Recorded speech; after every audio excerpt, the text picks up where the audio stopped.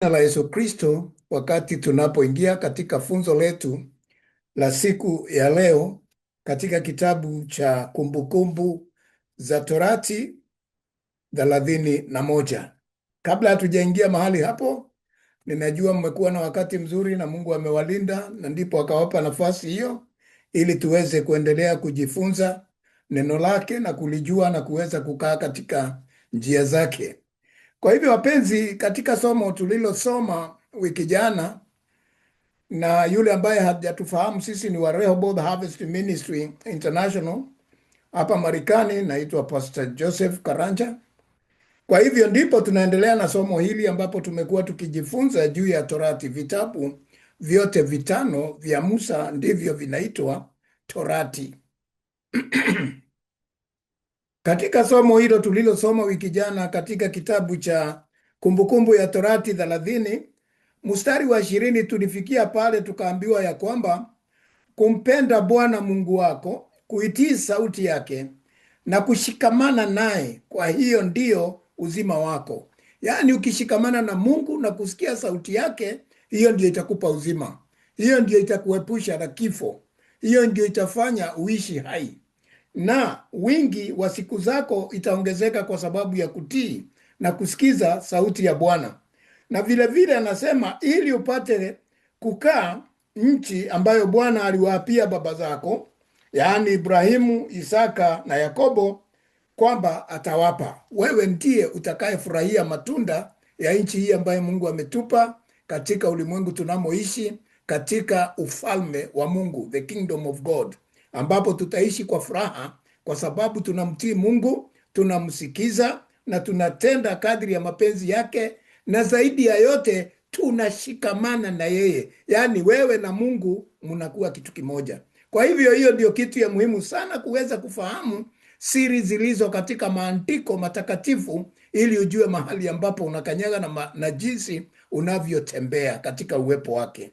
Kwa hivyo wapenzi, siku ya leo acha tuingie katika hili somo la 31 ambalo tunaona ya kwamba ni tukisema kwa Kiingereza ni transition of the covenant mediator. Kwa hivyo ni kama kuonyesha ya kwamba mpito wa mpatanishi wa agano, yaani mpito wa mpatanishi wa agano ni Kristo, ambaye anapatanisha sisi wanadamu na agano la Bwana, yaani tunakuwa ndani ya Bwana. Huo upatanisho ambao unaletwa namna hiyo ndio ambao wakati huu tunaenda kujifunza katika sura hii, na tunaona ya kwamba Musa anamkaribisha nani? Joshua na Israeli. Yaani anaongea na Israeli pamoja na Joshua, ambapo ndipo Mungu anamweleza mambo ambayo anapitia kwa mtumishi wake Musa ili kumweleza Joshua pamoja na taifa la Israeli. Kwa hivyo nataka uone ya kwamba hapa ni Mungu sasa anatayarisha matayarisho ya Musa kuondoka. Sasa siku za Musa zinakaribia sana kuondoka, na hii sura ya 31 inatueleza Mungu anamweleza Musa vile amweleze Joshua, na vile vile aeleze taifa la Israeli vile litakavyokuwa matayarisho ya mwisho. Kwa hivyo yashike sana maneno haya, ni jambo la muhimu sana kuyafahamu. Basi Mungu akamuita nani? Akamuita Musa. Musa akaenda akawaambia Waisraeli maneno haya yote aliyoambiwa na Mungu. Naye akawaambia, mimi leo ni mwenye miaka 120. Sasa ni Musa anayeongea kulingana na vile Mungu alivyomweleza. Sasa ameita taifa la Israeli wote pamoja. Ni kama vile mchungaji anaita kanisa lote pamoja wakati ambapo mambo fulani yanatendeka katika maisha, na anawaeleza mambo ambayo, mawaidha na mambo muhimu ambayo pengine huenda wamesahau. Kumbuka tangu tulipoanza sura ya kwanza katika Kumbukumbu ya Torati, amewakumbusha mambo yote yaliyotendeka katika mlima wa Horeb, yaani kule Sinai, na amewakumbusha yote. Sasa anaguzia pale kutamatishia, yaani kumalizia, bado anazidi kuambia. Na ndio maana unaona watu wa Mungu lazima waendelee kuambiwa, hata ikiwa wakati umefika namna gani, mambo ni mazuri au mabaya, ni lazima kila wakati mtumishi wa Mungu aendelee kuwaambia hivi ndivyo Bwana anavyotaka, ingawaje wanajua lakini yeye anarudia kila wakati, kwa sababu mwanadamu ni mtu wa kurudiwa kila wakati. Akiachiliwa, hata kama aliambiwa jana, kesho yake utakuta wengine wamesahau. Ndivyo Musa anavyofanya sasa, na Mungu naye anamfanya Musa awe anaelewa hii mambo kila wakati. Mungu hamwachi Musa, hampi nafasi, anamwambia kila wakati, ambia watu, kumbusha watu, waeleze watu. Kwa hivyo kila wakati Mungu kwa upendo wake hatusahau, anaendelea kuambia wachungaji alioteua, waambie watu, waambie namna hii, waambie amri zangu, wakumbushe agano langu. Hivyo ndivyo anavyotenda na Musa, hivyo ndivyo anavyotenda na wachungaji aliojitia, hivyo ndivyo anatenda na makuhani wake. Kwa hivyo wapenzi, kila wakati Mungu atatukumbusha mpaka siku ile itakuwa ya kiyama, ama siku yetu ya kulala. Kwa hivyo wapenzi, ndipo Musa anawaambia sasa, unaona hatari iliyopo sasa. Nataka uende ukiangalia hatari sasa imeingia, kwa sababu Musa hajaongea maneno ambayo anaenda kuongea sasa na wana wa Israeli pamoja na Joshua. Anawaambia sasa ni kama sasa amefika siku zake, anajua kabisa zimefika mwisho. Anawaambia kulingana na umri wake. Anawaambia, mimi leo, siku ya leo, wakati huu nina miaka 120. Amefika miaka ile Bwana alimwambia ya kwamba utaishi ili kuwafikisha wana wangu katika nchi ninayoahidi. Na hii miaka 120 utaona ya kwamba ni 12, yani ni serikali ya 12 ambayo imepigwa mara, na hiyo 10 na majaribu yote ya dunia 10 ikawa 120. Kwa hivyo serikali ya Mungu yote 12, niliwafunza juu ya namba, na sasa tabu zote za dunia, majaribu yote ya dunia, miungu na ibada zao ambayo ilitendeka Misri 10 yote, sasa Musa ameweza kushinda hiyo yote, na serikali ya Bwana imesimama imara ndani ya wana wa Israeli. Nisikie vizuri hapa, siri hii nataka uishike. Miaka 12 ni serikali ya Bwana, naye 10 ni majaribu ya ulimwengu, ama miungu inayoabudiwa ulimwenguni yote, kama vile ilivyotendeka Misri, mambo yaliyofanyika. Kwa hivyo 10 kupiga mara na 12 ni 120. Kwa hivyo Musa amekamilisha kazi ya Mungu, imekuwa ni imara, hakuna mtu atasema hakusikia. Na ndiposa anawaambia sasa, nimetimu miaka 120. Kwa hivyo siwezi tena kutoka na kuingia. Yani sasa siwezi kukimbia mbele yenu kama vile nilikuwa nikienda. Siwezi hata kuingia kwa nyumba na kutoka kuwaongoza na namna hii. Miaka yake, mifupa imeanza kunyong'onyea, imeanza kuisha nguvu. Sasa hata ndevu zote na nywele zote ni mvi. Sasa amekuwa mzee kabisa. Hata mikono, supu katika mafuta katika mwili imeanza kuisha tu, kwa sababu wakati unapoendelea kuzeeka, hata ikiwa umenona sana na umekaa miaka mingi, mwili, nyama, mafuta huwa inaenda ikiisha polepole namna hiyo. Kwa hivyo ni kawaida, miaka ikienda mwili unakuwa dhaifu, mwili unaanza kuwa hauna nguvu. Kwa hivyo wapenzi, sasa ndio anawaeleza sasa, siwezi kutoka vile mlikuwa mkiita naenda barazani, mnakuja tunaenda fanya kesi, tunafanya mambo kama haya. Sasa nimefika mahali mambo haya yote, hata katika mafikra yangu, sasa miaka yangu imeenda sana, kwa sababu serikali ya Mungu imekamilika ndani yake. Kwa hivyo hata kwa Israeli wamefika tamati yao. Kwa hivyo wapenzi, anasema siwezi kutoka na kuingia, yani siwezi kuwa nikifanya zile kazi ambazo nilikuwa nafanya. Na Bwana ameniambia hutavuka mto huu Yordani.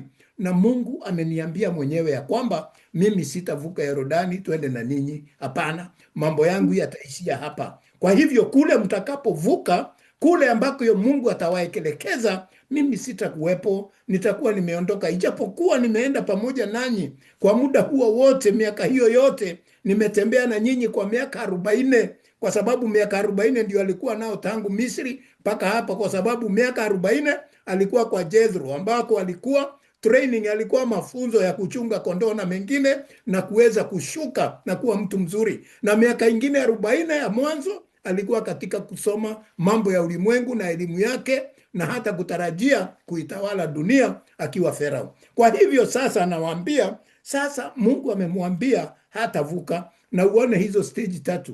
kwanza Mungu anakupa nafasi ya kufundishwa na kujua mambo ya ulimwengu na kujua jinsi yalivyo miaka hiyo ya mbele. Na miaka ya katikati Mungu anakufunza uchague kama utamtumikia ama utakaa katika dunia. Yaani ushuke uwe mtu ambaye anasikiza sauti ya Bwana na kutenda mapenzi ya Bwana. Ni hiyo sehemu ya katikati ya miaka hii ya Musa. Naye sehemu ya mwisho ambayo sasa ni kutembea na kwenda nchi ya ahadi, ni wakati sasa umeokoka na unaanza kupokea na kukaa katika ufalme wa Mungu na kukaa katika milki ya kiungu. Kwa hivyo wapenzi, lazima ujue jinsi ambavyo mambo ya Mungu yamepangiliwa. Na anasema ya kwamba Bwana Mungu wako, anawaambia sasa, Bwana Mungu wako ndiye atakayevuka mbele yako. Yaani aliambiwa na Mungu, anaambia watu wa Israeli sasa. Bwana alimwambia ati Mungu mwenyewe ndio atavuka mbele yake. Mbele ya nani? Ya Musa. Musa hatavuka Yordani, ni Mungu atavuka mbele yake na wale watu ambao watakuwa hai. Atawaangamiza mataifa haya mbele yako, nawe utawamiliki. Anaambia wana wa Israeli, Mungu amesema ataenda nanyi, kwa sababu yeye atavuka akiwa mbele yetu, na yeye ndiye ataangamiza mataifa yote yatakayokuwa mbele yako, na yote utaimiliki. Yaani wewe utaitawala hiyo. Kwa hivyo wapenzi, ikiwa katika nchi ambayo umefika wakati huu katika ufalme wa Mungu, tabu yote ama majaribu yote yaliyo mbele yako ni juu yako, ujue tayari Mungu yuko mbele na anakupigania, na anasema ya kwamba yeye ndiye atafanya nini? Yeye ndiye atafanya kukushindania nawe uwe mshindi katika nchi hiyo. Na kwa hivyo wakati anakushindania akiwa mbele yako, na wewe unafanya nini? Na wewe unakuwa ya kwamba unakubaliana naye ukimfuata, akiweka hao maadui hapo, na wewe unawamaliza mara moja. Kwa hivyo pana neno ambalo ninajua ya kwamba Mungu anasema ya kwamba yeye atakupigania akiwa mbele yako. Ukisoma katika kitabu hicho cha Kutoka, tutafikia hapo mstari wa 27, next chapter, tutaona ya kwamba kuna mambo katika ile sura ya 33. Tutaona mambo kadhaa ambayo yatakuwa pale, ambayo yanatuonyesha vile Mungu anapigana mbele yetu, anaangusha adui, lakini wewe na mimi ndio tunapiga hao adui na kuwaondoa. Mungu akitushikia na sisi tunawamalizia. Kwa hivyo wapenzi, hivyo ndivyo Mungu anaeleza Musa awaeleze wana wa Israeli, Karanja awaeleze ninyi vile Mungu atafanya ikiwa tumekaa vema na kuitii na kuisikia sauti ya Bwana na kuliweka agano.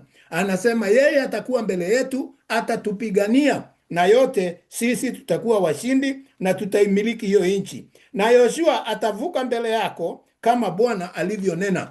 Na Mungu atakuwa na mtumishi mwingine ambaye ataendelea na taifa la Mungu hata wakati Musa atakuwa ameondoka. Yaani Yoshua ndiye atakaendelea na kazi, ijapokuwa Musa atakuwa hatavuka Yordani. Hiyo ni kusema kazi ya Mungu haiwezi kukoma ati kwa sababu fulani aliyekuwa anatembea na Mungu ati sasa ameondoka watu waishie hapo. Hapana, Mungu atakuwa ameinua mwingine ambaye ataendelea kuongoza watu wa Mungu. Kwa hivyo hapa unaelezwa Yoshua ndiye atakayeenda na watu wa Mungu kuvuka Yordani, naye Mungu akiwa mbele yao. Wakati wote ukumbuke ya kwamba Mungu hatuachi. Wakati tunamwamini Mungu, wakati tunaweka agano vizuri, basi Mungu huwa wakati wote yuko pamoja nasi.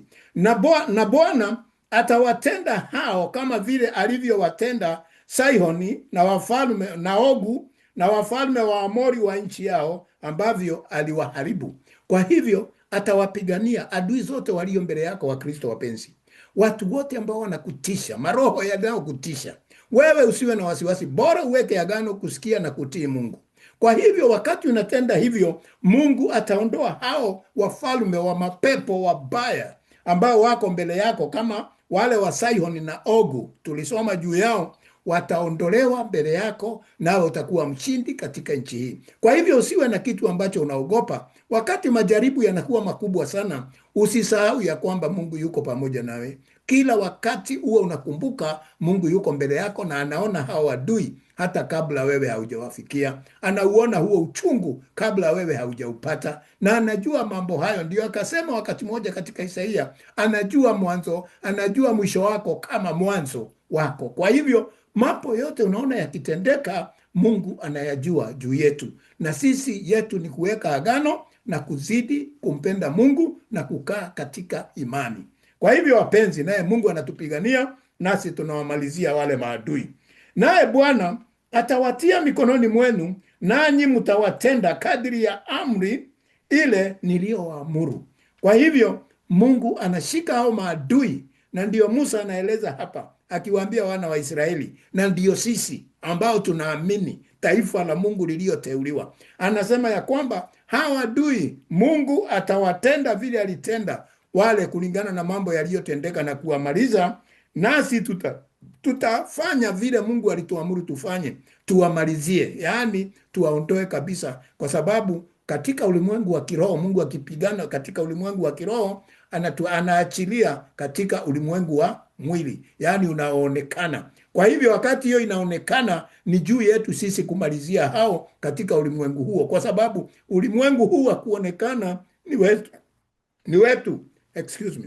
wetu ulimwengu huu, yaani mambo yanayofunuliwa ni yetu, lakini mambo iliyo katika siri ni ya Mungu. Kwa hivyo Mungu ndiye anapigana katika ulimwengu wa kiroho, na inadhibitika katika ulimwengu wa mwili, na sisi ikidhibitika, ni sisi tunamalizia hiyo na kuondoa adui zetu na kuenenda kwa njia ile inayofaa, kama vile Mungu alituamuru tusiwe pamoja na hao maadui. Iweni hodari. Hapa ni maelezo dhabiti sana. Yaani sasa kile mtakachofanya, muwe hodari, uweni hodari na moyo wa ushujaa, msiogope wala msihofu. Wakati tuko katika dunia hii, Musa anatuambia ya kwamba, anaambia wana wa Israeli, watu wanaotii, watu wanaomjua Mungu, ya kwamba tusiwe watu waoga, tuwe hodari. Tusiwe tunaona adui hapa alafu tunakimbia. Hapana, kuwa hodari ni kupambana na hiyo shida ambayo imekuja. Tunapambana naye, hatukimbii, na tunakuwa na moyo wa ushujaa.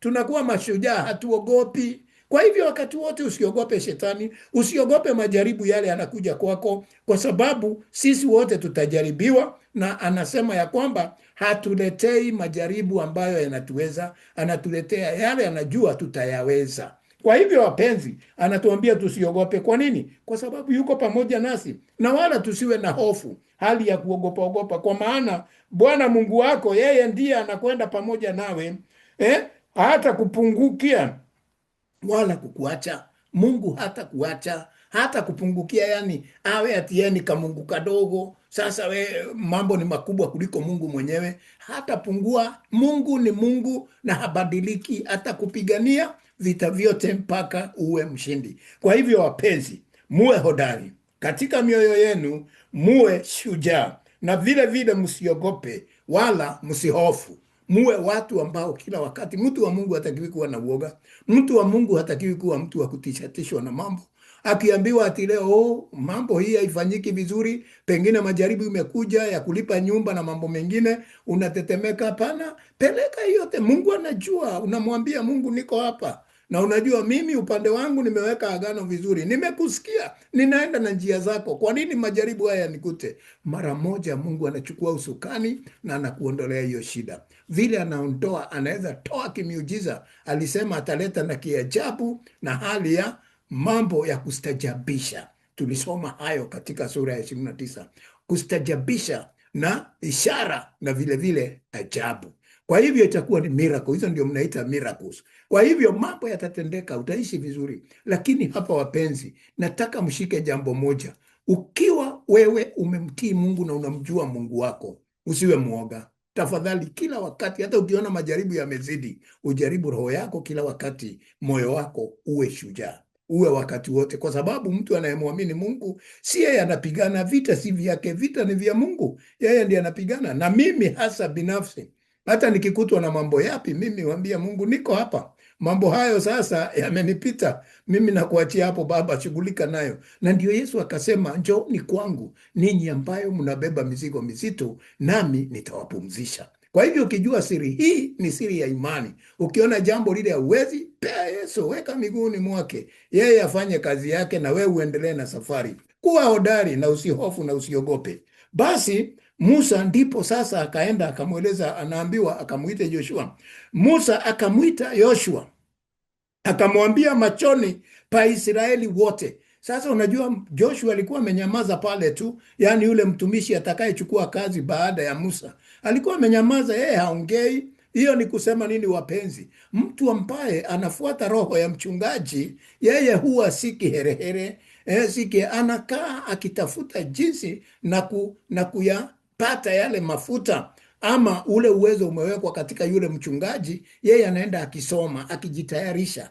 Na sasa ndio naona Joshua baada ya kuwa kimya kwa muda huu wote, sasa Musa anamuita na wako naye hapo, kwa sababu wakati anaongea na Israeli, Joshua yuko mahali pale, hayuko mbali, lakini sasa amegeuza uso wake, ameacha sasa haelezi wana wa Israeli. Sasa anamwambia huyu atakaye waongoza wana wa Israeli, ambaye ni Yoshua, ambaye Yoshua kwa jina lingine katika Agano Jipya ndio anaitwa nani? Anaitwa Yesu. Yesu, yani Jesus, ni jina ya Kigiriki ambayo maana yake ni Yashua kwa jina ya Kihibru, ya Kiebrania. Kwa hivyo wapenzi, ufahamu maneno haya, na Musa hapa anasimama niaba ya Mungu akiongea na nani? Na Mwokozi Yoshua ambaye anaokoa. Kumbuka pale katika Refidim, ukikumbuka kitabu tulichosoma kinaitwa Kutoka 17, wakati vita vilianza na Waamaleki, wakati Amaleki waliingilia sana wana wa Israeli kuwamalizia pale mambo ya mwili na mengine, Joshua alikuwa kule chini akipigana kama jemadari. Hapo ndipo tulipata Joshua alileta wokovu. Naye Musa alikuwa wapi? Alikuwa mlimani akiomba, akiinua mikono yake, na nguvu zilipomwishia aliweza kuinuliwa mikono yake, na Huri wakiwa na Harun. Kwa hivyo wapenzi, mambo haya yaweke maanani sana, sababu ndio haya yanaandikwa kwa njia nyingine, lakini ukiwa na wingi wa neno la Mungu, ufahamu unakuja na ufunuo unaelewa mara moja.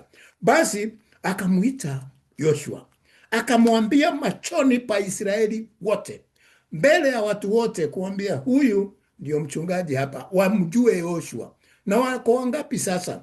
Kumbuka sasa wamezaana sana, wamezaana sababu huu ni mwaka wa 40 unafika, na wamezaana tangu walipotoka Misri, wameongezeka zaidi. Sasa nafikiria wanaendelea kuwa kama 1,300,000 pamoja na watoto na kila kitu, ni kama inafikia hapo 1,300,000. Ni watu wengi. Kumbuka wakati Balak na Baram wanataka kuwalaani wakiwa katika tambarare ya Moabi, walikuwa hawaonekani, walikuwa wengi, hema zote zimejaa kila mahali. Kwa hivyo ni watu wengi sana. Angalia, nataka uone nguvu za Mungu katika kila jambo ambalo anatenda. Angalia vile vile walipokuwa jangwani wakitembea, walipoasi na kuanza kutenda mambo maovu, Mungu akaachilia nyoka. Walikuwa wengi, na wakati nyoka wa shaba aliinuliwa, basi wengine kule nyuma hawakuona, lakini waliangalia upande ule, wakaambiwa iko upande fulani. Walikuwa wakiangalia upande huo, nao waking'atwa na nyoka wanapona wakiwa wameangalia. Kwa hivyo wapenzi, angalia upande ule. Pengine huoni Mungu wewe, pengine hujaona. Unajua roho haionekani, roho ni roho na haionekani kwa macho hii, lakini tunajua yupo na tunamsikia yupo. Unaona? Kwa hivyo unalenga, wakati shida imeingia, angalia roho wa Bwana uone yuko pamoja nawe. Wewe unajua vile Bwana yupo na mambo yote yako yatakaa sawa.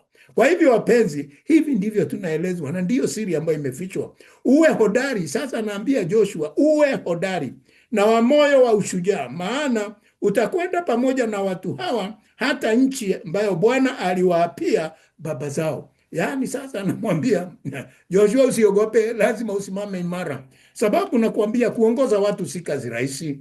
Kuongoza watu ingawaje labda uwe na mpango ya kuwatumia vibaya, yaani unaona kama hawana akili ama hawawezi, unawatumia vibaya, lakini ukiwaongoza jinsi Mungu anavyotaka, ambavyo unatakiwa kuwaongoza, ujue kuna wengine watakuwa ni watu wa kuondoka kwa imani, wengine wanafanya mambo ambayo haipendezi, lakini wako katika kongamano na watu wa Mungu. Kwa hivyo wewe kama kiongozi wao lazima ujue jinsi ya kwenda na watu hawa, wengine vichwa ngumu, wengine shingo upande, wengine wanatenda maneno kadhaa, wengine wanatenda mambo hayapendezi, lakini wako katika kundi. Na iko wale wazuri ambao wanatenda mapenzi ya Mungu, kuna wale wanasaidia mchungaji na mambo kama hayo. Watu hawa wako, lakini wewe ukiwa kiongozi unatakiwa uende na watu hawa wote. Mungu mwenyewe anakuja akiendelea kuwasafisha hatua kwa hatua. Ndivyo sasa inaelekea hivi, na ndivyo Musa anavyomweleza Yoshua, ati hawa watu ukienda nao haitakuwa rahisi vile vile. Lazima ujue hawa watu ni wagumu, kama vile wamemsumbua Musa kule jangwani, ya kwamba lakini watafika katika nchi ambayo Mungu aliahidi, ambaye atawapa. Nawe wewe Joshua, wewe ndio utawafikisha. Wewe ambaye ni kiongozi, wewe ambaye unanisikia wakati huu, wewe ambaye umeteuliwa na Mungu kuongoza watu wake, wewe ndio utawafikisha huko. Kwa hivyo wewe ukiwa haramu, wewe ukiwa mtu mbaya, wewe ukiwa unatenda maovu, wewe ikiwa hautendi kadri ya Mungu anavyotaka, ikiwa haufuati agano la Bwana na kumtii na kumsikia, kwa sababu wewe ni mfano wa Bwana, wewe ni mfano wa Mungu mwenyewe, ukiwa mbele za watu ukiwaongoza. Kwa hivyo wewe hautawaridhisha. Lakini ikiwa unatenda mapenzi ya Mungu, akamwambia Joshua, wewe ndio utawaridhisha. Yaani wewe kukaa katika imani, wewe kukaa ukiwa hodari, wewe kukaa ukiwa na moyo safi na moyo wa kuwaongoza, moyo wa ushujaa, watakufuata wewe kwa sababu wewe ndio unawaongoza. Na wewe ukiwaongoza, wewe ndio utawaridhisha, ili waweze kujinyakulia nchi na ule uongozi na utajiri wa kumiliki ambao Mungu amewaambia. Kwa hivyo wapenzi, wakati mtafuata vile maandiko ya Mungu yalivyo, kulingana na mnavyoelezwa na makuhani ambao Bwana amejiteulia kuwaongoza na kuwatolea dhabihu zenu na kila kitu, ninyi mtafika salama na mtaridhi, na kati yenu kutainuliwa wengine ambao wataongoza wakati huyo atakapoondoka. Sasa Joshua anatayarishwa, naye Bwana yeye ndiye atakaye kutangulia, atakuwa pamoja nawe, hata kupungukia wala kukuacha. Usiogope wala usifadhaike. Kwa hivyo sasa Musa anamueleza Joshua, anampa ile kitu mnaita kwa Kiingereza, kwa Kiswahili ujasiri, yaani confidence. Anamwambia ya kwamba usiogope, kwa sababu we bado ni kijana. Unajua sasa Joshua alikuwa kijana tu, lakini sasa unaona wakati watamaliza ile miaka ya kupigana kule katika nchi ya ile ahadi, utaona watakuwa wamefika miaka 80 na miaka namna hiyo. Kwa hivyo sasa bado ni kijana, hajafika miaka hiyo, lakini yuko katika zaidi ya miaka 60. Yeye ukipima zaidi ya miaka 60 yuko juu, labda miaka 70 anapitia pale. Kwa hivyo sasa anapoambiwa, anatakiwa awe na ujasiri, asiogope, kwa sababu kazi itakuwa ngumu. Kazi yake itakuwa ngumu ya kuongoza hawa watu, na mahali angekimbia kuuliza ni kwa Musa na hata kuwepo. Na sasa Mungu ndiye atakuwa anamtumia na kumjibu kama vile alivyotenda, lakini hata enenda na Mungu kabisa kama vile Musa ilikuwa, kwa sababu jinsi Musa alivyomjua Mungu sivyo Joshua anavyomjua Mungu, lakini Mungu atakuwa akijitokeza kwake akipitia malaika wake. Shika hiyo sana. Atakuwa akijitokea kwake akiwa katika malaika. Kwa hivyo wapenzi, Mungu ataendelea kuwa pamoja na Joshua. Kwa hivyo anaambiwa asiogope na asifadhaike hali ya kutetemeka. Hapana, hata mambo ikiwa magumu aendelee kusimama imara, kwa sababu tunajua kuna nyakati fulani Joshua alifika, shida ikaongezeka sana, akaanza kufadhaika. Kumbuka tutafika hapo wakati tunasoma kitabu cha Joshua, wakati wa ukuta wa Jericho. Kabla ya hiyo, wakati waliingia katika kijiji cha Ai, wakati watu waliuawa, watu wengi wakafa, ndio akauliza Mungu, kwa nini imetendeka hivyo? Kama amekasirika, akatokewa na malaika. Na hapo ndio alikuwa akimuuliza malaika, huko upande gani? Ni upande wetu ama upande gani? Kwa sababu mambo yalikuwa yashakuwa magumu. Kwa hivyo wakati wote tunapoenenda katika hii kazi ya Mungu, kuongoza watu wa Mungu, usitarajie mambo mazuri kila wakati, kutakuwa na ugumu. Lakini ikiwa wewe una Mungu, neno la Mungu linatuambia atakutangulia kila wakati, hautashindwa. Wewe yako ni kuwa hodari, usiambie watu umeshindwa. Wewe uwe ukiambia watu tutashinda. Usiwe mtu dhaifu, mtu muoga, mtu ambaye hamjui Mungu wake. Wakati kiongozi atanyong'onyea, wakati atakuwa na uoga, hata hawa watu wote walio nyuma yake watashindwa. lakini akiwa anamjua Mungu wake, hata hawa watu wengine wote watakuwa hodari kazini mwa Bwana.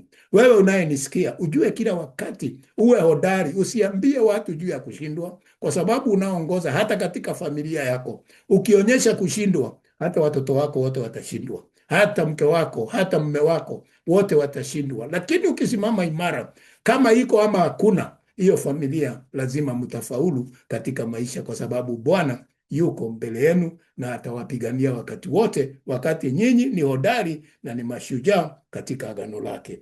Kwa hivyo wapenzi, Musa ndipo wakati huo sasa ikafika wakati ameongea na Joshua, ameongea na taifa la Israeli, kila mmoja amejua mahali pake. Sasa Musa akaandika Torati hii, yaani hii mambo yote ambayo amefunza, hii mambo yote ametueleza tangu walipokutana na Mungu, juu ya kitabu hicho, kuanzia kitabu cha Mwanzo na kuja kitabu cha Kutoka, kuja kitabu cha Walawi, kuja kitabu cha Hesabu, kuja kitabu cha Kumbukumbu ya Torati. Hizo ndio Torati 5, hizi vitabu.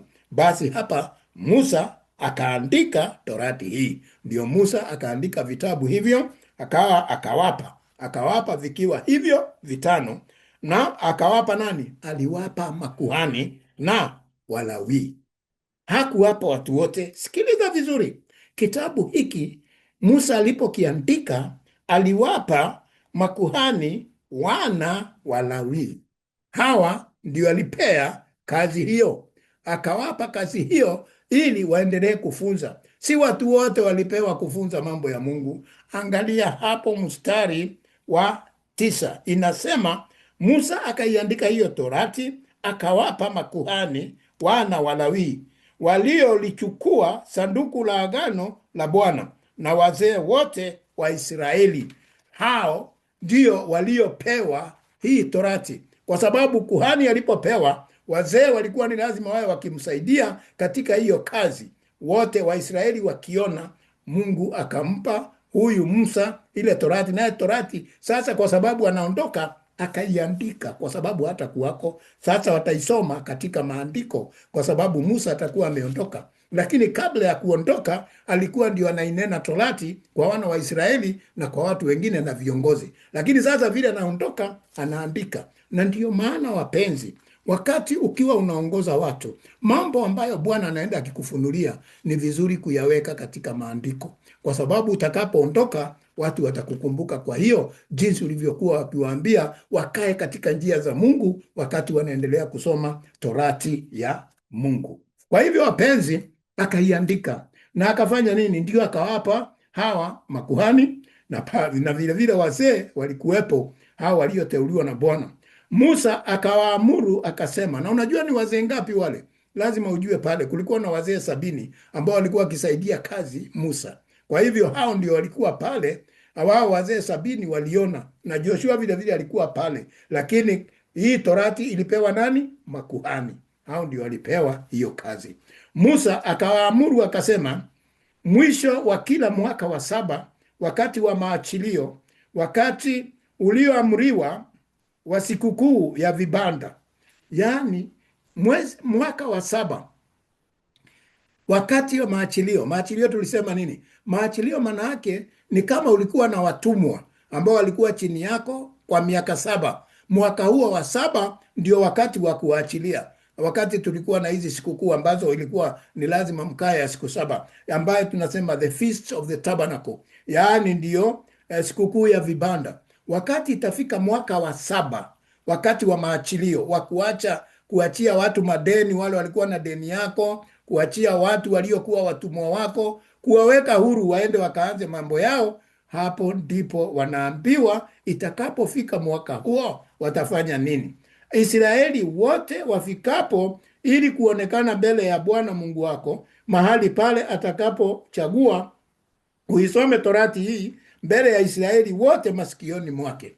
Kwa hivyo wapenzi, wakati watu watakutanika mahali ambapo Mungu amechagua, kwa sasa mahali ambapo Mungu amechagua tuwe tunakutana naye ni kanisani mwetu. Mahali tunakutana serikali ya Mungu, yani kanisa ya Mungu, tunakutana pale. Mungu hapo ndipo tunakutana naye. Na anasema ya kwamba mahali ambapo pamechaguliwa, huyu mtumishi wa Mungu, yani makuhani, watafanya nini? Wataichukua hii Torati na waisomee watu.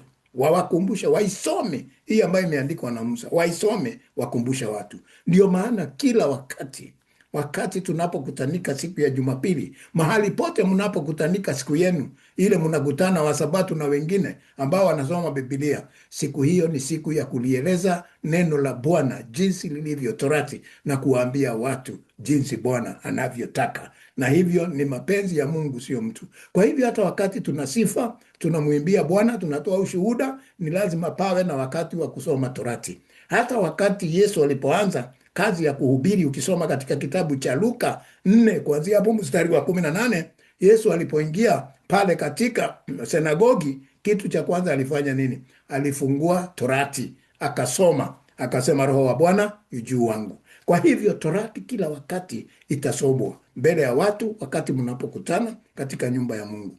Wakati mnafika nyumba ya Mungu na kunakuwa hakuna neno la Mungu linasomwa mahali, huwa hiyo ibada haijakamilika. Lazima pawe na nafasi. Na mnakumbuka makanisa mengine, hata kama sisi, wakati tunapokuwa na siku ya kuabudu, siku ya kumwimbia Bwana, siku ya sifa, huwa katikati yake tunaenda tukisema neno la Mungu, tunasoma, linakuwa mwongozo, kwa sababu ni sheria ya Mungu inasema mahali mnakutana ni lazima kutakuwa na kusoma hii Torati. Kwa hivyo wakusanya watu, wanaume wale watakao kusanywa katika hiyo ibada, katika hiyo wakati, kwa sababu siku ya Bwana, nataka uangalie hapa sasa ufunuo uliopo. Wakati tunaenda katika ibada siku ya Jumapili, huwa ni siku ya 7 tangu tulipotoka, ni siku ya 7. Mfano huo ni kama mwaka wa 7, wakati ambapo tunaenda kusamehe na kuachilia watu wenye madeni na nini, wale watu tumeendeshana vibaya, tunaenda kuwa na msamaha siku hiyo ya 7, ambaye ni siku ambaye kwetu ni muhimu sana. Na wale watakaopewa habari hii ya Torati, watakaosomewa ni hawa. Wanaambiwa wanaume watakuwa pale, lazima wawe pale katika nyumba ya Mungu, na wanawake lazima wawe pale, na watoto lazima wawe pale, na mgeni ambaye anaweza kuwa amewatembelea malangoni mwenu, ili wapate kusikia na kujifunza na kumcha Bwana Mungu, wapate kusikia na kujifunza na kumwogopa, yani kumpenda na kumcha, yani kutenda mapenzi ya Mungu wenu, na kuangalia kutenda maneno yote ya Torati, na kuendelea kufanya maneno yote ya Torati hii. Kwa hivyo itakuwa ni lazima siku hiyo, ndio naona huwa tuna watoto, huwa tuna wamama, wanawake, huwa tuna wanaume, huwa tuna vijana, wote mahali pale, na wageni ambao wanakuja, lakini nia kubwa ni waisikie Torati, wasikie Mungu anasema nini siku hiyo. Na watoto wasiojua, sikiliza hapa, na watoto wasiojua wapate kusikia na kujifunza kumcha Bwana Mungu wenu siku zote mtakazo kaa katika nchi mnayoivukia Yordani na kuimiliki. Hapa mstari wa 13, hawa watoto wasiojua, kwa Kiingereza unasema ni infants. Hawa watoto wadogo wameshikwa na mama zao. Hawa watoto wadogo pengine hawajazaliwa, wako katika mimba za mama zao. Hawa watoto wasiojua, kwa sababu hapa tumeangalia, tumepewa watoto wale wanajua, wako katika kongamano. Hawa wasiojua ambao wameshikwa na wengine wananyonya, hawa bado hawajatambua. Hapa siri ni kwamba wana masikio, wanasikia vile inaendelea hapo. Na ukiangalia hata tukiwa katika ibada zetu, utaona iko wakati Roho wa Mungu anapotembea, watoto wananyamaza kimya kama wameshikwa, wengine wanalala. Kwa hivyo unaona Mungu aliwaona watoto wao wasiojua, watoto wao wetu wasiojua. Hawa bado tunasema hawajaelewa na mambo kabisa, ni wadogo, wanasikia sauti ya Bwana.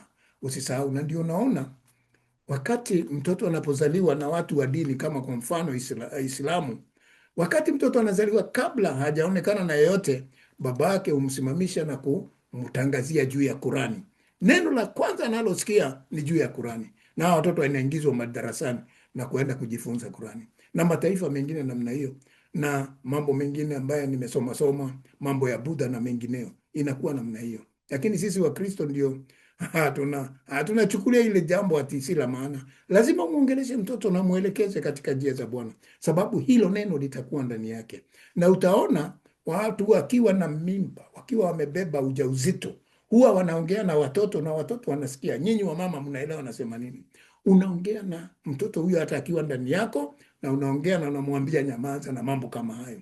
Kwa hivyo wanasikiaga sauti kwa sababu wanaisikia. Kwa hivyo wapenzi, ndio Mungu ameandika hapa mstari wa 13, na watoto wao wasiojua wapate kusikia na kujifunza kumcha Bwana, itakuwa ndani yao. Wakati watatoka na kuanza kufunzwa, itakuwa ni kama ufunuo unatoka ndani yao. Kwa hivyo wapenzi, ili nao waweze kuimiliki. Na ndio maana neno linaandikwa katika kitabu cha Methali 22 mstari wa 6, ati watoto wetu tuwafunze neno hili, na hata tukiwafunza, hata wakiondoka kidogo, bado watarudi, kwa sababu walilisikia hata wakiwa hawajui. Walilisikia kwa sababu wazazi wao walipenda kwenda nyumba ya Bwana na kuisikiza Torati. Ole wao wale hawaendi nyumba ya Bwana na wanazaa watoto. Inakuwa shida sana kwa watoto hawa, hata hao kuja katika nyumba ya Bwana. Inakuwa ni vita na mambo mabaya, sababu hawakusikia. Walisikia wazazi wao wakipigana, ni walevi, ni nini, na walipotoka vile vile walikuta wakiwa katika hali hizo mbaya, basi maisha ikaendelea namna hiyo. Lakini ikiwa walikuta wakiwa katika nyumba ya Bwana, hao watoto hubadilika, wengine wanajitafutia wokovu kwa sababu wamekuta wazazi wanajaribu kutafuta. Kwa hivyo tumtafuteni Bwana kwa bidii maadamu anapopatikana, ili hata familia zetu siku za usoni wawe katika salama ya Bwana na katika uficho wa Bwana. Siri hizi ukizielewa, maisha yanakuwa mazuri. Basi tuangalie, Mungu anapea Israeli mamlaka, yaani anawapa mamlaka hawa Waisraeli. Anasema nini? Mstari wa 14, Bwana akamwambia Musa, tazama siku zako za kufa zimekaribia. Sasa Mungu amemuongelesha Musa waziwazi, sasa hamfichi, anamkumbusha. Sasa anaongea na yeye, anamwambia Musa, siku zako za kufa zimekaribia. Na unajua wengine wakiambiwa hivyo wataanza kulia, wengine waanze nini. Hapana, lakini wakati una Mungu, mtu hujua siku zake zikikaribia. Unaona wengine wanaita familia yao, anaita watoto wake wote, pengine anawachinjia kondoo, wanakula pamoja na mambo kama hayo. Mtu hujua, ijapokuwa haongei, hawezi kuambia ati ataenda. Kwa hivyo wapenzi, kwa hivyo Musa naye aliitwa na Mungu akaambiwa, sasa wako pamoja na Mungu, akaambiwa siku zako sasa wewe mzee zimekaribia za kuondoka. Umuite Yoshua. Anaambiwa sasa vile atakavyofanya, kwa sababu wakati atakapolala hatakuwa na nafasi ya kuongea. Kwa hivyo mambo yote wakati Mungu anatunenea, wewe hata ukiwa mzee katika boma yako, ama mama katika boma yako, ama hata ukiwa kijana kwenu, wakati Mungu anakuongelesha na unajua kabisa ndani ya ulimwengu wa roho jambo litatendeka na uwezi kujua ni namna gani, ni vizuri kuongea na watu na kuambia mambo uliona. Ndio unaona watu ambao hawajui mambo haya wa ulimwengu wanajua siri. Wanasema wakati unakaribia uwe ukiwa hai na wakati unajua uko vizuri, unaandika ile tunaita pendo lako, yani the will ya kusema mali yangu itabaki hivi na hivi. Yani hata wakati utanyamaza wengine hawatapigana, watafuata vile ulivyosema. Hao ni wale watu wajui, lakini wale watu wanajua. Ukiangalia watu kama watu wa Mungu, kina Yoshua, kina Musa, kina Ibrahim, kina Isaka, wote waliita watoto wao na kuwagawia mali wakiwa bado wako hai. Kwa hivyo ndio hivi hata Musa anavyofanya wakati huu. Mungu amemwambia aite Joshua ili aweze kumkabidhi mamlaka. Umuite Yoshua, nanyi mkajihudhurishe katika hema ya kukutania, ili nipate kumwagiza kazi. Kwa hivyo sasa Musa anaambiwa aite Joshua. Sasa asimueleze chochote, lakini waende wawe mbele ya Bwana kule kwenye hema ya kukutania. Waende wote wawili huko, ili Mungu ampe kazi Yoshua. Kwa hivyo amuagize vile atakavyofanya. Musa na Yoshua wakaenda wakajihudhurisha, yani wakajipeleka mbele ya Bwana. Kujihudhurisha ni kujiweka mbele ya Bwana, kuwa mbele ya Mungu ndani ya hema ya kukutania. Basi walipoingia kule, uwepo wa Mungu ukaja wakiwa kule wawili wale. Bwana akaonekana katika hema katika nguzo ya wingu, na ile nguzo ya wingu ikasimama juu ya mlango wa hema. Wakati walikuwa ndani nguzo ya wingu, kama vile wakitoka Misri, unakumbuka wingu. Na hii wingu lina mafunzo makubwa sana. Wingu na moto vinaenda pamoja. Kuna mafunzo ya ajabu sana ndani yake. Na wingu unajua linaleta maji. na maji ni uhai. Na maji katika Mwanzo moja mstari wa kwanza na wa pili, Roho wa Bwana alikuwa ananing'inia juu ya maji na dunia ilikuwa ukimya. Kwa hivyo maji hayakuumbwa, maji ni uhai. Tutaingia kwa undani wakati mwingine kuhusu maji. Kwa hivyo wapenzi, sasa hili wingu likiwa uvuke kule juu ndilo limeshuka, uhai umekuja katika hema ya kukutania, mahali wanakutana, na limesimama mlangoni. Sasa wako ndani, limefunga pale mlangoni likiwa juu ya mlango wa hema ya kukutania. Sasa ili waweze kusikia Bwana anasema nini. Huyu ni Musa na Yoshua. Bwana akamwambia Musa, angalia, wewe utalala na baba zako, na watu hawa wataondoka, wataifuata ukahaba miungu ya kigeni na nchi waendeayo kuwa kati yao, nao wataniacha mimi na kulivunja agano langu nililolifanya nao. Sasa hawa ndio wanasikia. Kwanza ni Musa, kwa sababu hii sauti ya Bwana inapoongea ni Musa anayesikia, anaambiwa. Kwa hivyo mtu wa Mungu hafi, mtu wa Mungu hafi. Wakati anasema ni kufa, ni ule mwili kuondoka, lakini anasema, anamwambia Musa utalala. Kwa nini Musa atalala? Kwa sababu Kristo hajafunuliwa. Na ukisoma katika kitabu cha Mathayo nafikiri 28 mstari wa 51, ikiwa nakumbuka vizuri, utakumbuka ya kwamba wakati Yesu alipofufuka siku ya tatu, hata kulionekana watu wamefufuka katika miji, katika barabara za Jerusalem wakitembea. Hawa walikuwa ni wale waliolala. Na unajua Musa tayari alikuwa ameonekana wakiwa na Yesu pale mlimani, Bethani, wakiwa na nani? Wakati vijana watatu, Yohana na Petro, walipoenda pamoja na Yesu, walipoenda pamoja pale mlimani. Ukisoma katika kitabu cha Mathayo 17 utaona Yesu akashuka pale wakiwa na Yesu pamoja na Musa wakiwa na Elia, wakawa pale. Kwa hivyo walikuwa wamelala, hawafi. Roho ya mtu wa Mungu, sikiliza, nataka kukueleza vizuri. Mtu anayempenda Mungu wakati analala, mnasema amekufa, roho yake huwa hai. Na unaweza kudhibitishiwa nami katika kitabu cha Samueli, wakati ambapo Saulo anaenda Edo kuambia yule mama wa Edo amuitishie Samueli aamke aje aongee na Saulo, amuondoe katika shida zake za Wafilisti. Na tunaona kabisa Samueli anaamuka na anakuja. Na ni hivyo hivyo wapenzi, wakati moja, wakati nilikuwa katika shida sana, na wakati mke wangu alikuwa anaenda kujifungua na ilikuwa ni karibu kumaliziwa, yani ilikuwa siku zake ni kama hatarudi tena. Ilikuwa ni mbaya zaidi, mtoto wetu wa 4 kupitia katika hiyo kuchinjwa, na unajua kule kwetu Jamhuri vile kulikuwa. Na wakati ambapo ilikuwa namna hiyo, na nikawa katika shida sana, nikienda katika maombi siku hiyo, nilimwacha, sikujua kama nitamkuta asubuhi, kwa sababu kule hospitali, kwa sababu nilikuwa nimeona hata sura yake imegeuka, imekuwa kama mtu aliyekufa, na vile hatukuwa na pesa hata ya kuhongana, na singeweza kuhongana mambo kama hayo, kwa sababu imani inatuambia tutegemee Mungu. Na wakati ilifika mahali hapo, nilienda katika maombi nikiwa na watoto wengine wangu, hawakuelewa, wakaenda kulala lakini wakati Mungu alininenea juu yake kunipa imani, alitokea kama mtu ninayemjua kabisa, mtu ambaye nilimfahamu, mtu aliyelala. Ndiye alikuja akiwa malaika, akaniambia usiogope, Bwana anasema yuko pamoja nawe na mke wako ataishi. Na ni kweli aliishi, na baadaye siku hiyo alitolewa mtoto baada ya siku hizo kadhaa, na akaishi na mpaka leo. Kwa hivyo nataka kukuambia nini? Wakati Mungu anakutumia malaika wa kukueleza jambo fulani, anakuletea na mtu unajua. Hawezi kukuletea mtu ambaye haumuelewi, na huyo mtu lazima awe alilala zamani.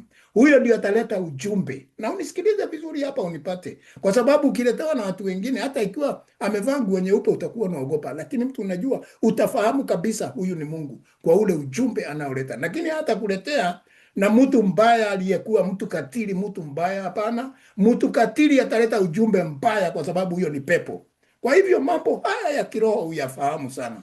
Mungu anatumia vyombo vilivyo safi kuleta ujumbe, kwa sababu wakati analeta ujumbe haongei katika roho. Ukiwa katika ndoto anakuonyesha kitu ambacho utafahamu na ujue Mungu anakuambia nini. Ndiyo maana sasa hapa unaambiwa Musa atalala. Kwa hivyo anaweza toka, na tukaona kabisa kitabu cha Agano Jipya anaonekana hapo Mathayo 17. Anaonekana vile vile mambo ya huyu mtumishi wa Mungu Samueli alipolala, tunamuona katika Mambo ya Edo. Kwa hivyo wapenzi, sikiliza vizuri na unisikize vizuri. Roho anajidhibitisha kwa ujumbe, kwa kitu ambacho unaweza fahamu, si kitu ambacho huwezi fahamu, ni mtu unayefahamu. Lakini ukiletewa kwa wale watu wabaya, utafahamu na utajua ni nini Mungu anasema. Kwa hivyo sasa Mungu mwenyewe anamwambia Musa, utalala. Sasa anamweleza wazi, utalala, kwa sababu yeye ndiye anajua siku moja Musa atafanya nini, ataamuka ili kuja kuleta jumbe kama hizo nawaambia za Mathayo 17, na roho hiyo kuja na inaonekana, ambayo ikionekana mnajua huyo ni Musa. Nani alijua mwili wa Musa ulikuwa namna gani? Wakati sasa Agano Jipya, Agano la Kale ni zamani na sasa Agano Jipya ni miaka maelfu imepita, lakini wakati kina Petro walimuona namna hii, wakajua huyo ni Musa na wakajua yule ni Elia. Kwa nini? Kwa sababu katika ulimwengu wa kiroho walifahamu mafunzo waliokuwa wamesoma katika Torati na ufunuo wa Mungu mwenyewe. Kwa hivyo wapenzi, wakati unatembea na Mungu atakufunulia mambo na utafahamu. Huwa ananifunulia na ninafahamu, na ndipo unakaa ukimwogopa Mungu, kwa sababu hiyo ndiyo jinsi Mungu anavyoongea na watu wake. Na ndipo akamwambia Musa, hawa watu ijapokuwa umewafunza na umetembea nao vizuri miaka hiyo yote, lakini wewe baada ya kulala watakuwa waovu, wataondoka katika njia zangu, wataenda kuabudu miungu mingine, wataenda kufanya ibada zisizofaa, wataenda katika ukahaba, mambo ya umalaya na mambo mengine, watafanya yote. Na hiyo ni kweli. Wakati kuhani anapoondoka, watu wengine hurudi duniani, wanasema hiyo kanisa siwezi kusikia tena, huyo mchungaji alikufa nini. Wanakataa kusikiza yule libaki, wanaenda kufanya mambo yao. Wengine wakitoka katika ibada ya Mungu wanaenda kufanya mambo yao. Wengi huenda katika ukahaba na kuabudu miungu ingine ambaye hawajui ilitoka wapi. Mungu aliona na akamwambia Musa, hata kama unaenda kulala, hawa watu wataasi, watakuwa watu waovu, watabadilika, lakini nitawarudia tu. Yaani Mungu kwa upendo wake atarudi. Ndipo hasira yangu itakapowaka juu yao siku hiyo, nami nitawaacha, nitawaficha uso wangu, nao wataliwa.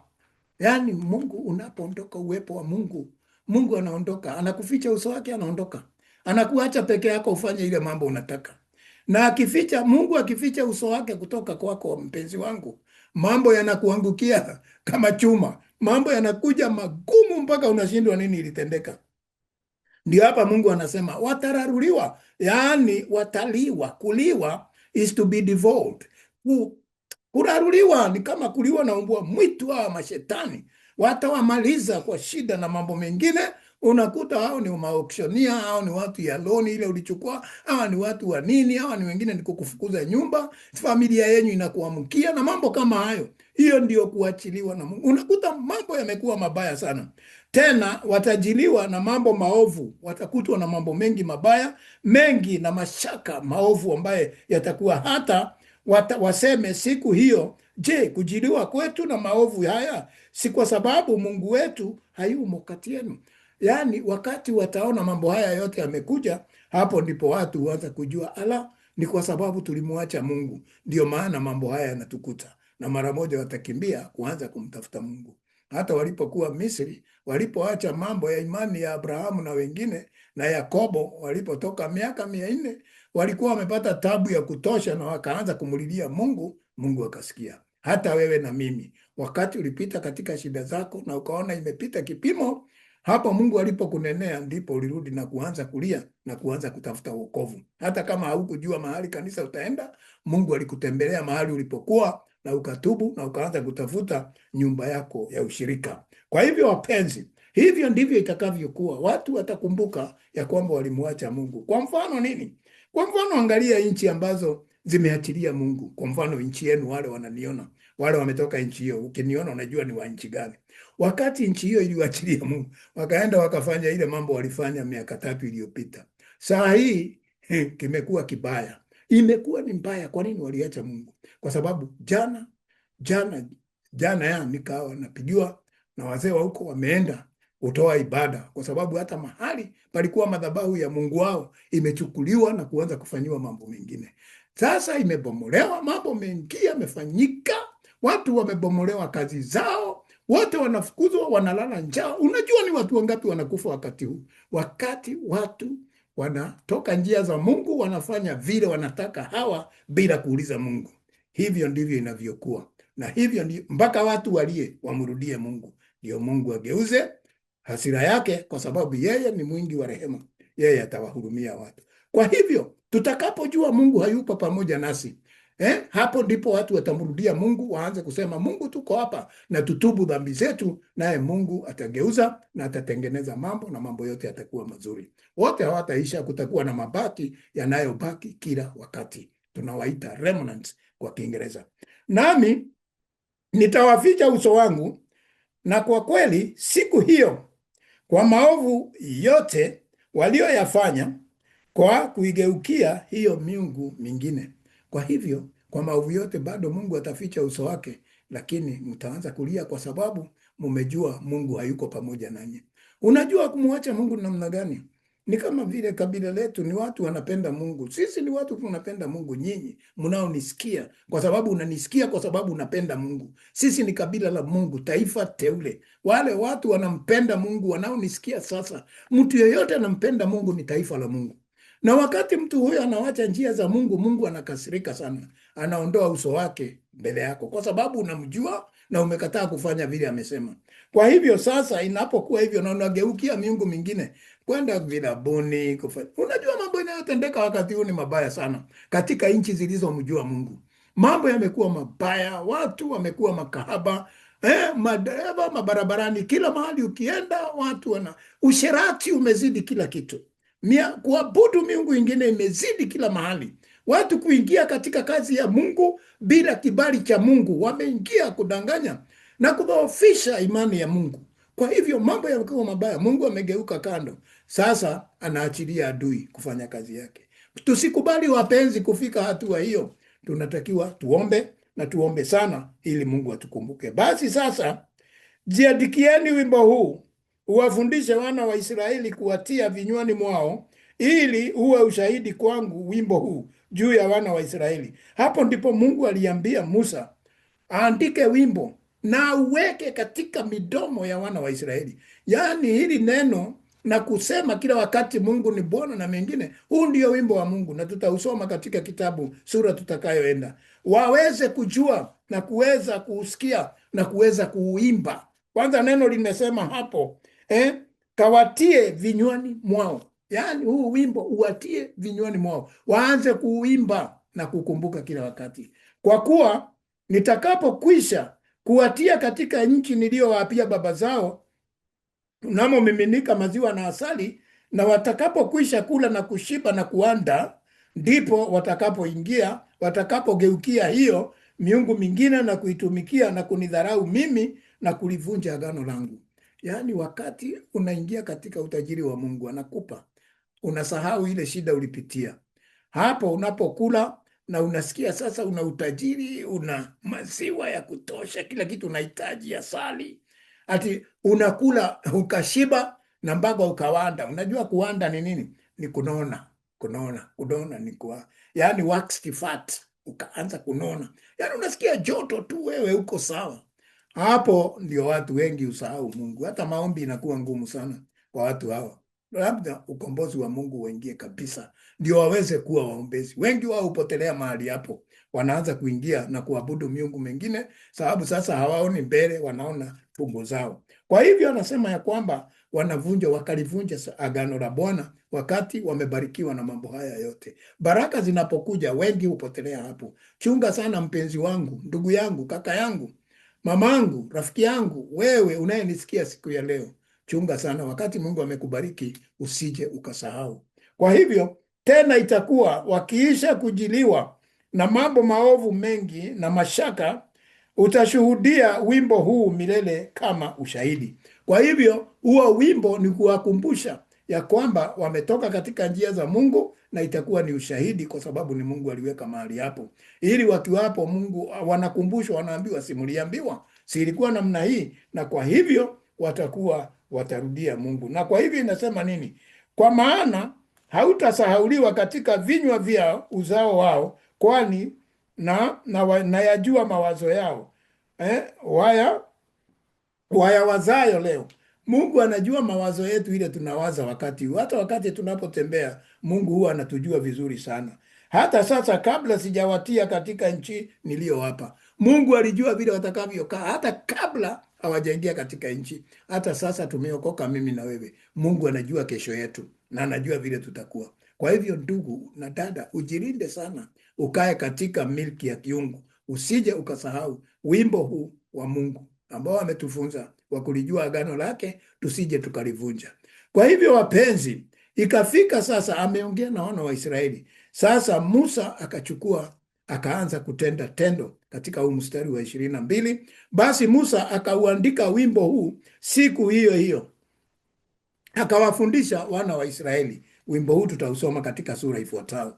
Kwa hivyo akaandika wimbo ambao Mungu alimnenea, sababu ni Mungu alimnenea yeye, akawa anaandika yale mambo Mungu alimwambia, akaandika, na ndio tutausikia huo wimbo, ili nasi tuweze kujua ni nini alikuwa anamsema.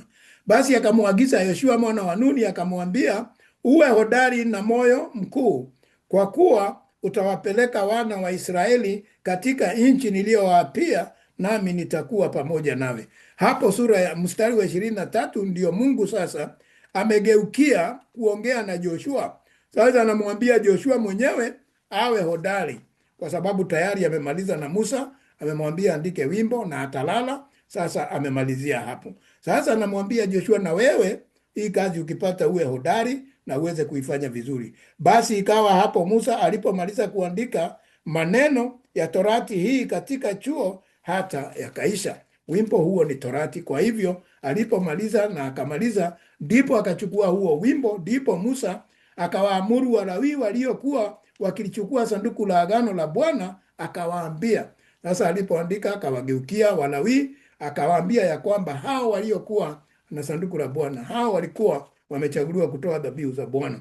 Akawaambia, chukueni hii Torati, yaani mstari wa 26, toaeni chuo hiki cha Torati, mkiweke kando ya sanduku la agano la Bwana Mungu wenu, ili kiwepo kama ushahidi juu yenu. Katika sanduku la agano tumeona hizi amri 10 za Mungu ziliwekwa ndani. Hapo ndipo Musa alisema ziwekwe ndani. Ameziandika hizo amri za Mungu na sheria na hukumu, ziwekwe hapo, iwe ushahidi ya kwamba Mungu alinena mambo hayo. Basi ikawekwa katika sanduku. Hiyo ni kusema nini wapenzi? Ati amri za Mungu zikawekwa ndani ya hekalu. Sisi ndio sanduku la agano. Sisi ndio sanduku la Bwana la agano. Zimewekwa ndani yetu. Ukikataa kuzitumia, shauri yako. Wewe, Mungu ataondoa uso wake, lakini unazijua. Unajua kuwekwa ni nini? Unazijua na unanisikia sahihi. Na umesikia vizuri. Na ulisikia hata watoto wasiojua kitu walisikia wakiwa tumbo za mama yao, na wengine wakiwa wachanga infants. Na wale wakubwa uliona vile waliitwa wakaelezwa. Na wewe sasa unanisikia. Sasa hata kama huko umesikia. Sasa ziko ndani yako. Hata ukijifanya umesahau, umesikia. Kwa hivyo umesikia. Kwa hivyo wapenzi, kuna wakati mmoja kulitokea mambo ya kifo katika nchi fulani. Tuseme tu ni nchi ya Kenya. Mtu fulani mashuhuri akauawa, alikuwa anaitwa sijui JM. Na mwaka wa 75. Na alipouawa, watu walitengeneza, serikali ilitengeneza hiyo grupu ya watu ya kwenda kuchunguza, commission. Na wakati walipewa hiyo kazi, kulikuwa na viongozi wengi ambao waliteuliwa. Na yule aliyekuwa anaongoza, nafikiri alikuwa jina lake ilikuwa jina kama Mwangale, ndiye alikuwa mwenyekiti wa hawa. Na wakati aliambia bunge, na yule ambaye alikuwa amesababisha kifo cha huyo mtu akauawa na akatupwa kule mwituni, alikataa kujulikana ni nani, hakunena yeye ni nani. Unajua alisema nini? Huyu kiongozi alisema ya kwamba hata kama ni jiwe tumekuambia na umejua wewe ni wewe, umesikia, hata kama unakataa kukubali, hata mawe husikia. Kwa hivyo wapenzi, na ndio hata Mungu akasema atainua hata mawe yamwimbie. Kwa hivyo wapenzi, umesikia, ati hii inatakiwa kuwa ndani yako agano, na imewekwa iwe ni ushahidi. Ati hata wakati unatenda dhambi, unajua ushahidi huko, unajua unatenda dhambi na unajua, kwa sababu iko ndani yako. That is the secret. Kwa hivyo wewe ukiwa sanduku la agano, kwa sababu pazia ya kanisa ilipasuka, ukawa ni wote ingia peke yako. Sasa agano hiyo iko ndani yako, na kwa hivyo imewekwa ndani yako amri za Mungu na sheria na hukumu. Wakati unatenda dhambi huwa unajua. Wakati unaenda na njia mbaya unajua. Ukienda ukahaba vilabuni usiku ama kuna giza unajua. Kwa hivyo, kwa sababu ni ushahidi uko ndani yako, you know na kwa hivyo Mungu anageuza sura. Elewa vizuri. Kwa hivyo anasema iwe hapo kama ushahidi, ili wakati wote unatenda maovu unajua na iliambiwa na umesikia. Kwa kuwa wasiwasi wako na ujua na shingo yako ngumu, angalieni mimi ni kali hai pamoja nanyi leo. Mmekuwa waasi juu ya Bwana, siuze mtakapokwisha kufa. Hapa ni Musa anaongea, anawaambia sasa, baada ya kuweka hiyo ushahidi ndani yenu ya agano ya amri za Mungu, mimi najua nyinyi ni watu gaidi tu, nyinyi ni watu ambao shingo zenu ni ngumu, ni watu gaidi tu. Angalieni wakati ambapo mko hai, mimi niko hai, ninawaeleza na ninajua vile mnanisumbua. Na kwa hivyo anasema, na je nikifa, yani nikifa mtafanyaje? Si mtafanya mabaya zaidi.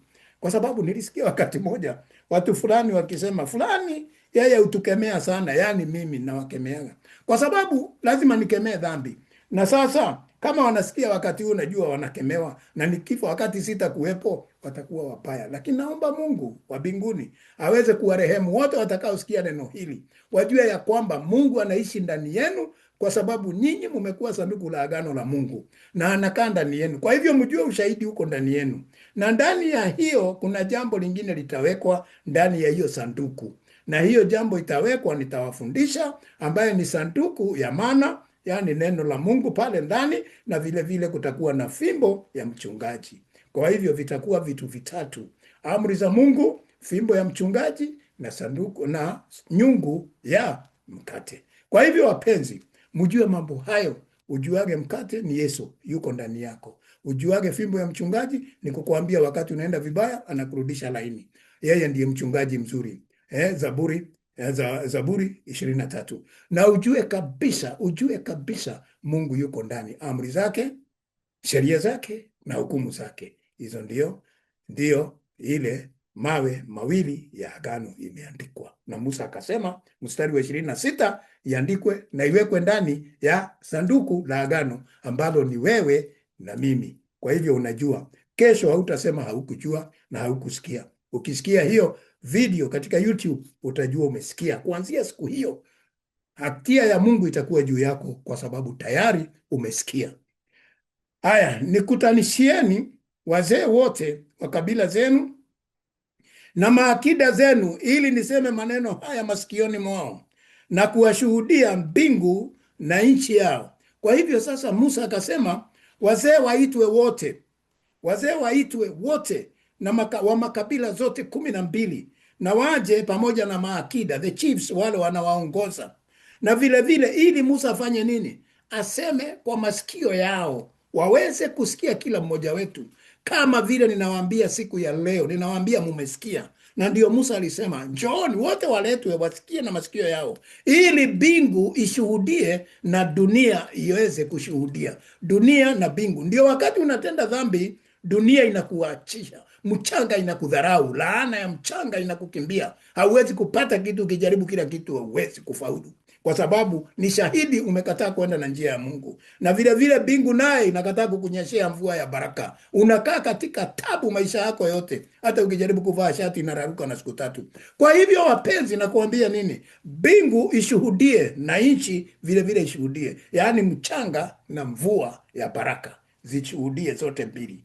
Na zikishuhudia sasa hizo sheria za Mungu, na wewe ukatae kufanya, basi zitakuacha na utanyeshewa na nini? Utanyeshewa na mvua. Unasikia kama chuma inakunyeshea. Na vile vile ukijaribu kulima hata shamba, hata ukomboe ama ununue, itakuwa hiyo hata hakuna kitu inamea, ni kama jangwa. Yaani unaona jirani zako wanafaulu na mchanga yako haitoi kitu. Unaona mvua inanyesha, mashamba ya wengine inamea vizuri, yako haimei kitu, inatoa mahindi bilikimo tu, hata hazikui. Maharagwe hazifiki wakati.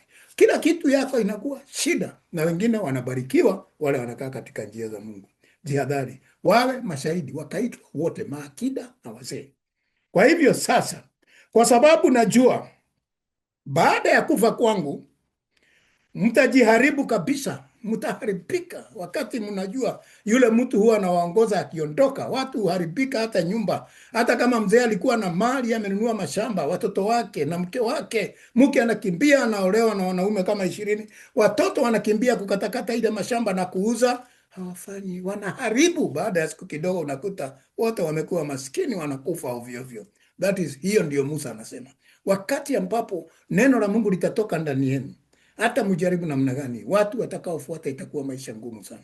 Kwa hivyo wapenzi, tumwogope Mungu. Hili neno ni yeye na ni amina, linatenda kazi. Kwa hivyo tukikaa katika njia za Mungu, hata mashamba urithi tutakaoachiwa itakuwa mzuri, na wale hatukuwa na urithi, Mungu atatumpa urithi ili tuachie watoto wetu na wajukuu zetu na wengine, kwa sababu Mungu ukimwamini, hata kama haukuachiwa shamba, haukupata hata kaploti, Mungu atakupa kwa sababu ya kumwamini, na wewe utapata kitu ya kuachia watoto wako, na kuanzia hapo watakaa katika wema wa Mungu wakiongezeka, kwa sababu ndivyo neno inasema, mkikaa na agano langu na mlitende mapenzi yangu, nitawaongeza na nitabariki kazi ya mikono yenu. Kumbukeni kitabu cha Kumbukumbu ya Torati 28 mstari wa 1 mpaka wa 15. Baraka zitawafuata. Usiogope mwanzo kidogo, Mungu ataufanya mkubwa na aweze kukutendea maajabu. Musa anawaambia, nikifa najua nyinyi mtakuwa vichwa mbaya, mtaharibu, mtajiharibu kabisa. Ni kujiharibu nyinyi, si kuharibu wengine, mtajiharibu wengine nyinyi wenyewe. Ndio maana angalia hilo jina vizuri sana, mtajiharibu. Ni nyinyi mtajiharibu, kwa sababu mnajua na sanduku liko ndani yenu, lakini mnatenda maovu na kugeuka katika njia niliyowaamuru. Mtaacha njia ambazo Mungu ametuambia muanze kufanya mambo yenu, nayo mabaya yatawapata siku za mwisho, na kwa vile mtakavyofanya maovu machoni pa Bwana, kumtia kisirani kwa kazi ya mikono yenu. Kwa hivyo mtafanya Mungu akasirike, awe kisirani, aachilie mapepo iwakimbize. Mtakuwa mkisikia kitu kinaanguka, mnafikiria ni nyinyi mnafukuzwa, mnakimbia hata bila kufukuzwa na mtu, mnaenda kujitangaza bila kuambiwa na mtu. Angalia siku hizi vile watu, wapenzi, wacheni niwaambie, na si kwa ubaya, ni muelewe vizuri. Angalia vile watu wanatenda maombi, wanatokea kwa runinga na zingine na YouTube na kwingineko kujitoa roho zao, vile madhambi wanafanya. Yaani wameona ni kama kawaida. Mtu anakuja anaanika mambo yake yote, anaharibu mambo mengi sana. Kwa hivyo mambo mengi itatokea hivyo, wakati watu wanasema ati ukitoa hivyo ndio unakuwa vizuri. Hiyo inaambiwa, Biblia inafundisha confess with each other. Utafute rafiki yako muongee, jambo ambalo counseling.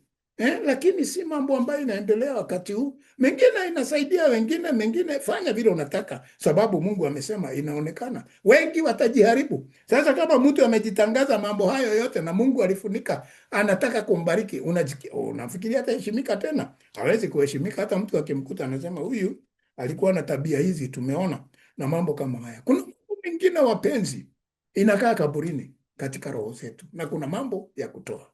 Kwa hivyo wapenzi, mimi nawaambia tutoa ile unataka, lakini neno la Mungu linatuambia tuwe kaburi, kwa sababu mambo tunayopita ni Mungu mwenyewe anajua, ili tuweze kuwa watu wazuri. Kwa hivyo mtakuwa watu ambao wakutia Mungu kisirani. Musa akasema maneno ya wimbo huu masikioni mwa kusanyiko la wana wa Israeli, na hata yakaisha. Kwa hivyo Musa aliwaambia mambo yote, akawaambia juu ya mambo ya amri za Mungu, juu ya agano na kila kitu, na wimbo ambao Mungu alimueleza mambo yote yaliyoeleza. Na wimbo huo ni amri za Mungu na sheria za Mungu na hukumu za Mungu. Mambo hayo ndio Mungu anaita wimbo, mambo ya kukumbuka kila wakati, na akaweka katika roho zetu, ili wakati wote tukiwa sanduku la agano tuwe tunakumbuka, ikiwa ushahidi ya kwamba tuliambiwa. Mungu wa rehema awabariki sana. Tutafika hapo kwa siku ya leo. Mungu awe nanyi, awe baraka yenu. Tafadhali mkae katika njia za Mungu, na leo tumelisikia neno la Mungu kwa undani sana. Na sasa Musa yu karibu kwenda, lakini kwanza tutaimba wimbo wake wiki ijayo. Mungu awabariki na muwe na wakati mzuri. Baraka zake ziwe pamoja nami mnapoendelea kuliangalia neno la Mungu kwa undani. Mungu awabariki sana.